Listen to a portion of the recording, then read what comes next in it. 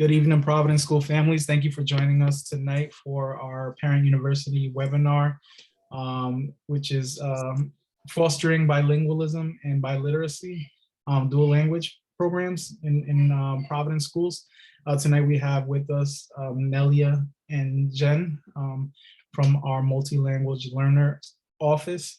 And they're going to be the ones presenting this afternoon. But before we start, I just wanted to go over a few norms that we have for this webinar tonight.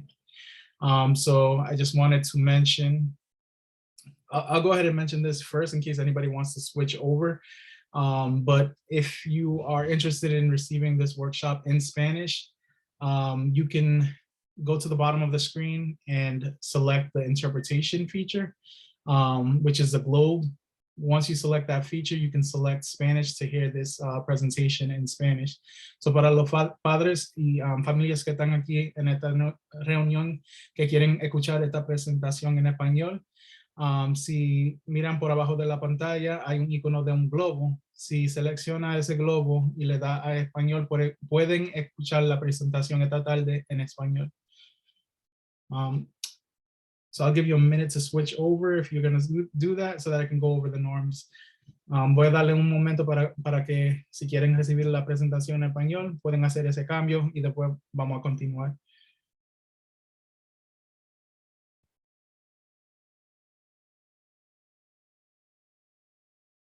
So just to go over the norms, so we are encouraging families that if you have questions throughout this webinar, if you could submit those questions using the Q&A icon at the bottom of the screen.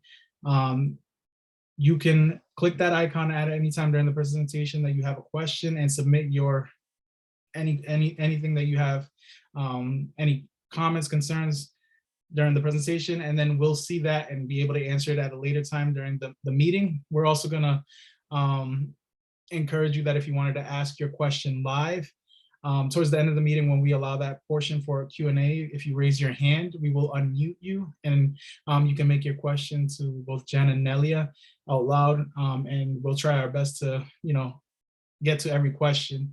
If not, we'll have a record of the questions that are being asked in the Q&A, and we'll be able to get back to you at a later time with more information.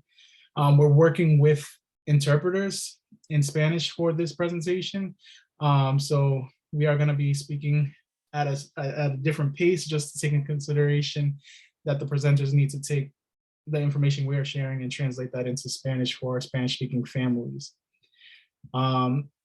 This session is being recorded. All microphones for attendees are muted, so you'll only be able to hear what the presenters are saying at any given time. Again, unless you answer towards the end of the meeting when you want to say your question, we'll unmute you to make those questions. And we also have feedback that we, at the end of this meeting, we're asked parents to submit their feedback in relation to this workshop and was it helpful. So at that time, if you can submit that feedback, we'll be raffling off 3 different prizes. The first prize that we're going to be offering is a painting from Cardi's. The second prize is going to be a ceramic also from Cardi's Furniture. And the third prize for the night is going to be a family 4-pack tickets to Roger Williams Park Zoo. So with filling that feedback form out at the end of this presentation, you will automatically be entered for that drawing for those 3 prizes. And then if you wanted to revisit this workshop, all of these presentations for parent universities are recorded and posted on our YouTube channel, which could be found by visiting providenceschools.org, scrolling down to our social media section and clicking the YouTube icon to be redirected to our YouTube channel where all these workshops are being presented. Next slide, please. So I had mentioned a couple of features that you can use for this afternoon. Chat is not going to be available. So what we're going to use instead is going to be the Q&A icon. So instead of chat, it's an icon that just says Q&A. You're going to submit your questions through there. Again, if you want to hear the presentation in Spanish, you want to select the globe icon and select Spanish from the drop-down menu. If you're joining this meeting or webinar from a tablet, you might not see the interpretation menu, so we encourage you to click more there may be an option there, or there is an option there that's for interpretation, and you'll be able to choose from that menu that says more for mobile devices. And with that, I'm going to go ahead and I believe transfer over to both Jen and Nelia to continue. Hi, everyone. Before we get started with the presentation, I just wanted to make sure that you knew who we were. So my name is Jennifer F. Blunt. I am the Executive Director of Multilingual Learners here for the district. And it's an honor for me to have this position. I was once a student in Providence Public Schools, K through 12, and I myself was a student who learned English in the district. So it just gives me a lot of joy to be able to serve you and your children and the community. Today, we also have Nelia Fonts with us, and she's going to be helping me with this presentation. Nelia, are you able to introduce yourself? Not sure if her audio is working, but Nelia is our supervisor of dual language programs and services. So she's responsible for all of our bilingual and dual language programs. And so she'll be sharing a lot of information with you today. This slide we will share with you has our contact information. So if you ever have any questions in the future, please feel free to reach out to us directly. We would be happy to help.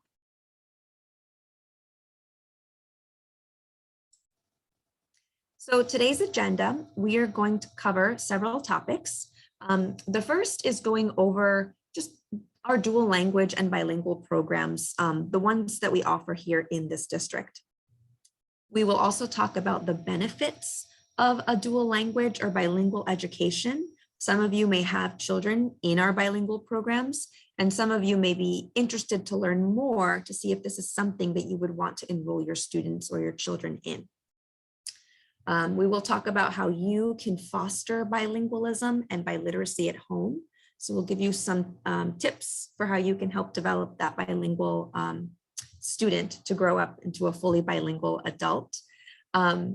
We're going to go over some supports that you can help your child with at home in both languages, and at the end, be open for questions. So to start, I want to go over a little bit of the difference between our bilingual programs and our dual language programs.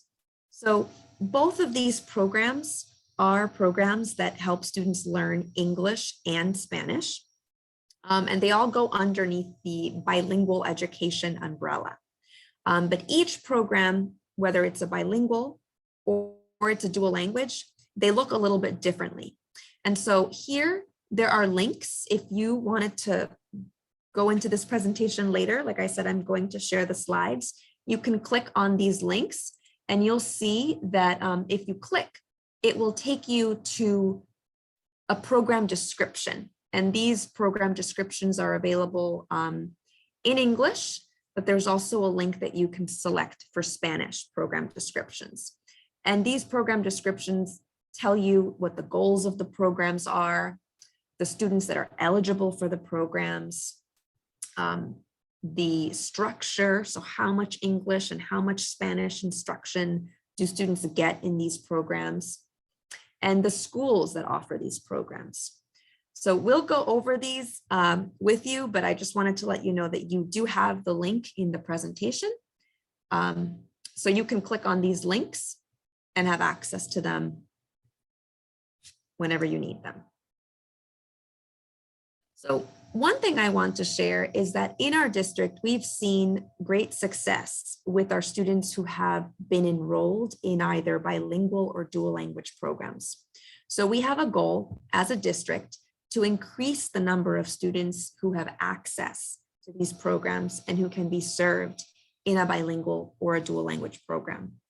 So back in the school year 2018-2019, we had about 1,000 students that were taking advantage of a bilingual or a dual language program.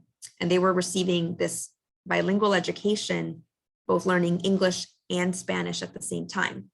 And we've seen that many families want this program for their children. We have a large wait list. And so it's a goal of ours to make sure that by the year 2024 to 2025, we've more than doubled the number of seats available for families. And so our goal is to have 2,190 students receiving either a bilingual or a dual language education in the district. When you look at our seats right now, we are making progress towards our goal. Right now, about 1,700 students are receiving a bilingual or a dual language education. And it's really exciting. I myself was a student who was part of a bilingual program. And so I know that it has benefited me greatly. And I know that many of our families want to see these programs continue to grow. Just this past year in 2021, Brown University did a study, and we looked at students who are multilingual learners across the entire district. And we followed different cohorts of students for 3 years. We looked at students who were in bilingual programs, and we compared them with students who were in ESL, or English only programs. And what we saw is that our students who are in bilingual programs, they show better improvement when they take math and English language arts tests at the end of the year. Also, students in dual language programs showed that they have better and higher scores in reading, again, when compared to students who were in English only program models. So we know just on the data that we have of our own students that these programs work. And so it's really exciting that we are expanding and making more seats available. So Nelia, I'm not sure if your sound is on yet. If not, I can continue with the presentation, but Nelia was going to start sharing, what our dual language programs really are.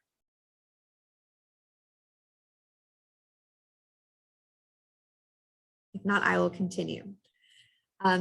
So dual language is really, like I mentioned before, a form of bilingual education where students are able to learn in 2 languages.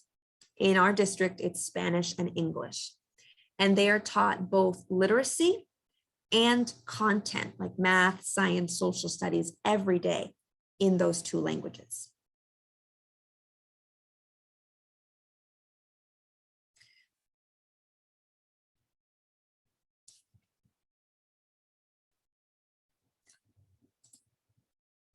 So right now, we have dual language programs in grades 1 through 6. Right now, if students are in a 50-50 dual language program, what that means is that they can learn every day in a classroom where they're getting 50% of the instruction in English and 50% of the instruction in Spanish. Now, the classrooms of students differ a little bit. So if students are in a dual language classroom, that means that there are students in that classroom who are learning Spanish, and there are students in that classroom who are learning English. So 50% of the class are multilingual learners who know Spanish really well, and they're learning English, while 50% of the classroom are students who know English and they're trying to learn Spanish. So this way, the 2 groups of students get to learn from each other. Okay. I'm Great, back in. Alia. Do you have anything else you want to add? No, actually, I think you said everything for this slide. Great, I'll go to Sorry about that, I couldn't get in. Okay, so in this slide, it shows us that the language allocation. It shows that students in the dual language program from kindergarten to 6th grade, they receive instruction half of the day in Spanish and half of the day in English, as you can see. And this again is from grades K through 6th. And one of the things that's really important for students who join our dual language programs in kindergarten or actually at any grade level to stay in the program until right now it's grade 6, but it'll be through grade 8. And this is especially important because as students develop their language, both languages in English and in Spanish, and their literacy skills, so they can grow as truly bilingual and biliterate students. And right now, this slide shows the grades that each of these schools has that offer dual language, but it is our goal to grow it all the way till 8th grade, and then hopefully eventually all the way through high school to 12th grade. But this is just showing what's available for next year. Right, and this is the slide that it shows the schools where it's available right now. And these are, again, all elementary schools except for Gilbert Stewart, which is a middle school. And these are some images of our schools right now that have dual language education. What's nice about our district is that parents have the choice to choose what program and what school their children go to. So even if some of these schools don't look familiar, if you don't live close to these schools, you can still choose them, and we will provide transportation if your students live far away from those schools. So let's talk about the goals and benefits of dual language. So there, in our dual language programs, there are 3 main goals. One of them is to build bilingualism and biliteracy. So students develop high levels of listening, speaking, reading, and writing proficiency in both English and Spanish. Another big goal is to really develop high academic proficiency. So students strive for academic excellence in all subject areas in both languages. And the third big goal is really for, it supports students in developing an appreciation for other cultures and languages in a community of diversity, inclusion, and equity. And some additional benefits for the dual language program is the cognitive skills. So students develop greater cognitive flexibility, increased attention control, better memory, greater problem-solving skills. I also want to add that all of these benefits that we're mentioning have been proven through research. So it really does support that our students not only become bilingual and learn to read and write in 2 languages, it really supports so much more that they will be able to carry on throughout their adult life. Yes, and as someone who learned English as a child and then learned Spanish as an adult, the more languages we learn, the easier it becomes to learn another language. So additional long-term benefits would be high proficiency levels in 2 languages. So you're proficient in 2 or more languages. It also promotes a higher self-esteem. And then it also, our students can become eligible for the seal of biliteracy in high school. And it's easier to learn an additional language. I want to just mention the seal of biliteracy because this is a fairly new initiative from the Rhode Island Department of Education. But what it is that when a student graduates as a 12th grader out of high school, their diploma will literally have like a seal that shows to employers or to colleges and universities that they may be applying to that they not only graduated learning and meeting grade level standards in English, but they are fully bilingual and biliterate. And so that's something definitely to be proud of. So additional long-term benefits, students will become better prepared for global community and job markets. And this is a wonderful thing, especially when you know additional languages and you apply for jobs and you are, it gives you a much better opportunity to have access to more jobs, right? And then, of course, it also, students who are in dual language programs have the opportunity to perform just as well, if not better, than non-bilingual students in standardized tests such as RICAS, by Access, the science test that they take each year, the state assessment tests. Yeah, I really want to highlight this point because I think sometimes at the elementary level, we get parents who say, you know, is it confusing to learn 2 languages? Is it a struggle for students? And really, all students can learn many languages. And if they learn young, they're just like sponges. They can soak up languages. And we really do see benefits long term. So when students start in a bilingual or a dual language program at the elementary level, we see that when they get to be high school students, they're usually outperforming students who were not in bilingual programs, specifically when it comes to reading. Okay, so next we're going to talk about some ways that parents and guardians can support students and their children at home in fostering bilingualism and biliteracy. For example, one of the things that we can do is to talk to our kids. So, you know, at dinner time, having a conversation about what happened during the day, how was school today? What did you learn in school?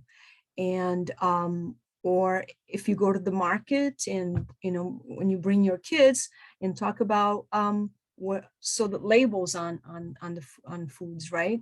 If you go to a restaurant and you're looking at a menu, what does it say? And in thinking about reading it to them or having your children read what they see on the menu to you. And then reading books in your preferred language, if you prefer English, if you prefer Spanish, if you're fluent in both, and then read books or any other print in either language to foster that bilingualism. Or you can read in one day in one language and then the following day in the other language. So that way it gives children the opportunity to really begin to make those connections in both languages and to develop proficiency and vocabulary in both languages. And also reading bilingual books and multicultural books so that, you know, gives children the opportunity to learn about other languages in other cultures. And another aspect of that is storytelling. I always used to love to hear my mom tell us stories when we were little, as we were sitting around the kitchen doing our homework, and she would tell us stories about her childhood or as she was growing up. And so it's a really great way to develop language and to, at the same time, you're passing on your heritage, right? And so that's a wonderful thing. I also want to share that if you are a family member who feels more comfortable with Spanish and you don't feel like you know enough English yet to be able to read in English, that's okay. If you read and talk to your child in Spanish, that's going to help them develop reading skills in English as well. It's amazing. So as long as you're having conversations and sharing stories in the language that you feel most comfortable in, that's going to help them in the long run. Right. And just adding to what Jen is saying, and this sometimes is confusing to many people, even if when students hear stories or other adults reading to them in their native language, their parents or anyone else, it really does help students to learn English or to learn another language, because believe it or not, our brain is so amazing that it transfers all those skills to the other language. So it's one great way of helping our students. Another way to foster bilingualism and biliteracy is to sing songs, right? And kids will sing along with us and learn the lyrics, right? Making frequent trips to public library, bringing your kids to the library and choosing books, and it can be in English, it can be in Spanish, and watching educational children's programs in both languages. Playing games is also another great way to learn language and vocabulary, and listening to music together. And I do know that from what I've seen in my students, they love to listen to music, and I hear them singing, and that's another great way to learn language and vocabulary. And then, of course, this is also having your child read to you. I do know that children can bring books home to read and from the library as well. And so asking your child to read to you from their favorite story, or if they learned something amazing today in school about, some kids are learning about space, and other kids are learning about plants. So, can you read a book to me about that? What did you learn today? And tell me about some of the vocabulary, the new vocabulary that you learned as you're learning about space, as you're learning about plants or families. And then encourage them to read out loud, because that really does help with comprehension, fluency, and it helps with all of these things. And then additionally, when kids read nonfiction or informational tests, ask them what do they learn from the text? Can they make a connection to other texts about similar topics that they've read? And encourage children to keep a journal. A journal is a great way to have your child write every night. It can be about, how was your day today? It can be about something that you learned today. It can even be about your favorite food, or where would you like to go to visit? And just writing every day is extremely helpful for comprehension and for reading fluency and vocabulary. And then having them retell what they read, and learning about using evidence from the text. So if they are learning about insects, or what insect did you learn about today? Can you tell me more about that? What are some interesting things about insects that you've learned? So in really engaging students in that significant dialogue that helps them to really express themselves. And again, I just want to remind that even if you as a parent, if you are not bilingual, if your child is reading something in English out loud and you might not understand what they're reading, it's still helpful to listen to them reading out loud in English, because you'll see if they're having difficulty or if they're fluently reading. And you can always ask them questions in Spanish about what they're reading, even if they're reading in English. And if they can explain it to you in Spanish, that's helping them with their reading comprehension. And vice versa. If you are a parent who only speaks English and your child is learning Spanish, if they're reading in Spanish, you can ask them questions in English and they'll be able to explain. So it doesn't matter if you don't understand the texts that they're reading. The conversations that you can have can be in the language that you prefer, and the students will still be learning so much from those conversations. So what are some things that you already do in your home to support bilingualism and biliteracy? Would you like to share? If you either want to use the chat, please take the time right now to tell us so that you can share the things that you're doing in your home to support bilingualism and to support that your children really use both languages. So Jennifer, go ahead. I was just gonna say the chat is actually disabled. I can enable it if you'd like. The Q&A is usually the way that. Oh, okay. Whichever way, then if the chat is disabled, then yes, you can put in a question or a comment in the Q&A. Or if you want to get off of mute, Jonathan, is there a way that they can tell us so they can share out loud? Yeah, once they raise their hand, I can go ahead and unmute them if they'd like to or prefer to ask their question out loud or answer this question. So in Zoom, you should have a way to raise your hand if you want to. Yeah, there's a hand there that if you click on it, I think then we were able to see if someone. Yes, there's two participants right now that have their hand raised. Well, one at least. Claudia, if you want to answer the question.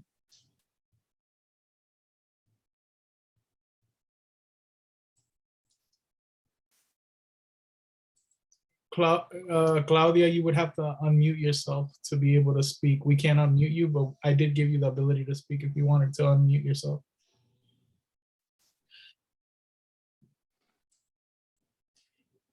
It looks Eh, one. si Oh, go ahead. ¿Sí me escuchan? Sí, gracias. Sí. ¿Sí me escuchan? Sí. Sí. Sí, yo estoy fomentando el idioma español con mi hijo, con las frutas, las cosas que yo tengo aquí en casa, eh, conversaciones, libros. Estoy tratando de ayudarle a que él pueda aprender el español aquí también. Sí. Y cuando yo le digo en español, él me la repite en inglés. Y así de igual manera yo estoy aprendiendo con él. Excelente. Sí, eso es Ujú. excelente, sí. Y Sí. yo noté que usted preguntó también cuál es la diferencia entre el programa dual y programa bilingüe. ¿Sí? Sí, Oh, ¿Sabe? ok. Yo voy a enseñar algo porque no creo que fuimos en detalle sobre la diferencia de esos programas. Sí. Let's talk English, actually, Nelly. I'm sorry, so that the interpreters can keep interpreting in Spanish. Oh, okay. I'm sorry, I forgot to do that. Yes. But I do want to share the difference between a bilingual program and a dual language program. That's a great question. So I'm going to zoom here, and this is in Spanish because I'm speaking in English. But if a student is enrolled in a bilingual program, oh, I'm sorry, then their entire class is going to be students who speak Spanish and are trying to learn English. And so in a bilingual program in kindergarten, very little, almost only about 10% of the day, they're going to be learning English. Really, in kindergarten, because all of the students know Spanish, we want to make sure that they learn to read and write in Spanish first. And so most of the day, 90% of the day is Spanish instruction. And students in bilingual education, every year they get a little bit more English, a little bit more English until they get to 50-50. And the reason is we want them to learn to read and write in Spanish first. And then once they learn to read and write in Spanish, they're more easily able to learn to read and write in English. So that's the bilingual program that you see described here on the left. And on the right, this is the dual language program. In the dual language program, students learn English and Spanish 50-50. Every day they're going to get it 50% of the day in Spanish and 50% of the day in English. And in that classroom, half the students are learning English and half the students are learning Spanish. They're helping each other. And the other thing I want to add to that, another difference is that in the bilingual classroom, it's just one teacher versus the dual language classroom, there's two teachers. So the children, half of the day are with the English teacher, and then the other half of the day, they're with the Spanish teacher.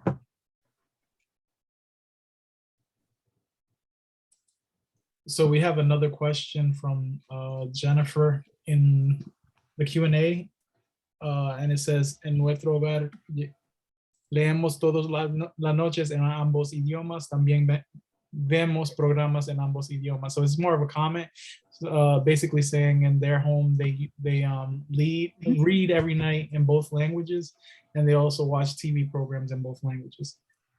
That's excellent. Yeah, that's fantastic. That means you're already doing it. You're fostering bilingualism and biliteracy.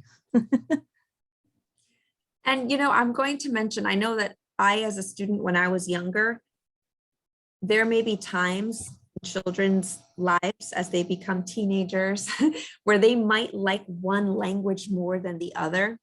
But it's so important that you as parents continue to let them know how important it is that they still practice both languages.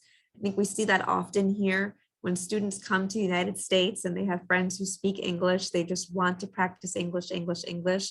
But it's so important that you as parents continue to, you know, maintain that Spanish language at home so that they can continue to be fully bilingual as they grow up to adults.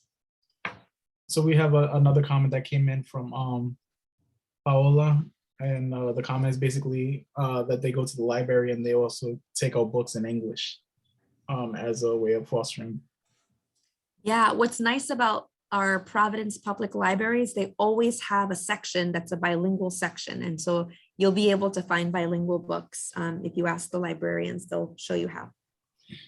Okay, and we have another question from Jennifer.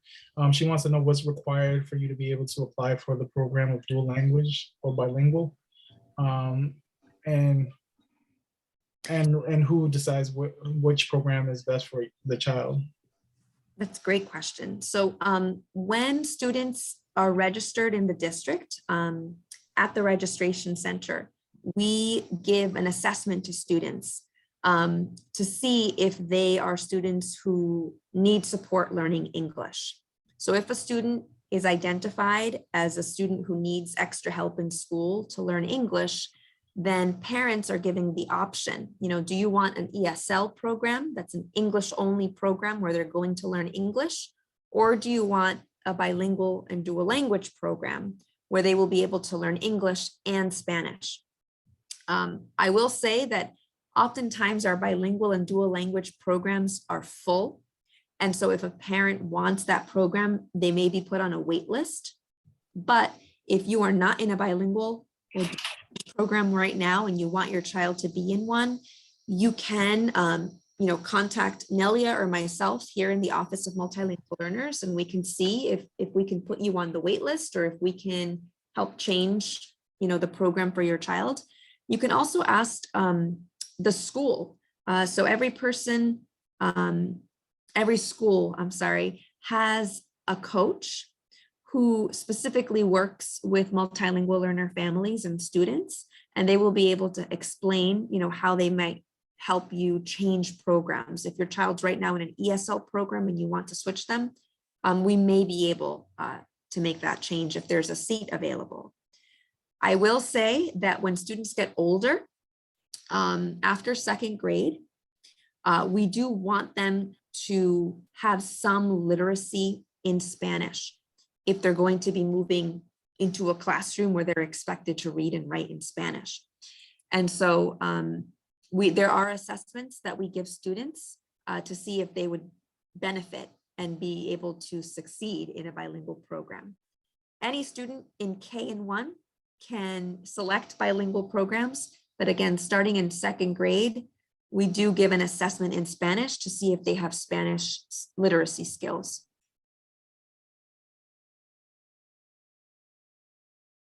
So I don't see any raised hands or questions at the moment. If you do have a question or would like to ask your question out loud, you can raise your hand or submit a question through the Q&A. I just wanted to remind families while we have Jennifer and Nelia here to answer any questions. We are trying our best to get to every question that comes in. So I will add that right now in our dual language programs, like we mentioned earlier, we have students who are Spanish speakers who are trying to learn English. And then we also have seats available for students who are English speakers and their families want them to learn Spanish. We find that our seats for students who already know English, we don't always fill those seats. So if you know any families, or if you are a family member where you only speak English at home and your child really only is exposed to English, they can also be in a dual language program so that they can learn Spanish. So if you're interested, again, you can call us, you can email us, or you can talk to the staff at your child's school to see if this is a program that they can change into. So I still don't see any questions coming in, so I'm just gonna ask Jennifer and Nelia if you have any closing comments. If this webinar has come to an end and you have any closing comments that you wanna relate to families. And then families, if you have any questions, we still encourage you to submit those even after Nelia and Jennifer leave this webinar, and we will get that information to them so that they're able to give us a response and we can get that information to you. So Nelia and Jen. Yeah, I'll just share that right now, because this is a very high demand program, we often do have wait lists. So parents have to wait for there to be a seat available. But if you are a family member or you know someone in your family or your community If they're going to register their children for kindergarten, that's where we have the most seats available. So they should say, you know, I want a bilingual program or I want dual language for my child if they're registering their child for kindergarten. And also in 6th grade, we have a lot of seats available because we do a lottery for 6th grade. And so many families just don't know about the dual language program, so they don't select it. So in 6th grade and in kindergarten for next year, we do have a lot of seats available right now. So please let us know if that's a program you'd like to enroll in. And also spread the word to other parents and friends about it, because that's another way to let everyone know. Okay, so at this time, I want to thank Nelia and Jen for stopping by and presenting this webinar for our families. I do want to remind families, if you know of somebody that would benefit from this information and they weren't able to join us tonight, this is going to be recorded and posted on our YouTube channel. So let other families know about this information being available to them. And again, thank you, Jen, and thank you, Nelia, for being with us tonight. And I actually just put the link to this presentation in the chat. So if you want to access the presentation at a later time, you now have the link. Thank you.